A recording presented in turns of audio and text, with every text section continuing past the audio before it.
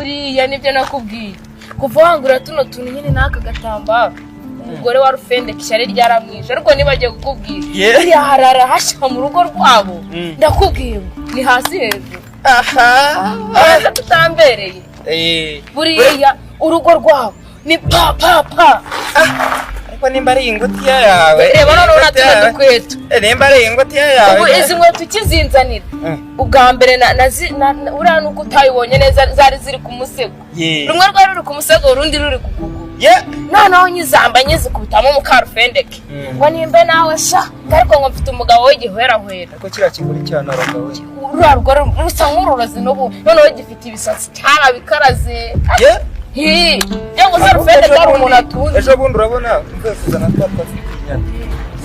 nakubitanye nawe ahubwo yaranavuze ngo ntabwo Rufendeke ajya bikurikirana neza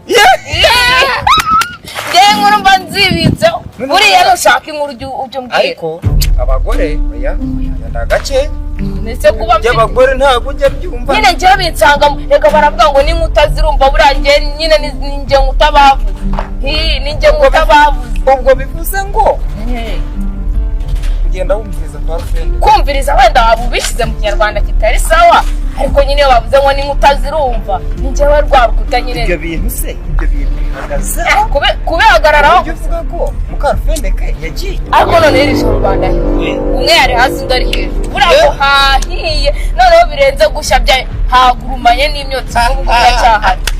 hanganira twifatira amafoto hano ku muhanda ndi kuguha inkuru ukajya mu bindi bintu reka nkubwire urugo rwa Rufendeke ruri mu manegeka ubwo ni uruzitiro muri rusange ni uruzitiro gusa se mwiriwe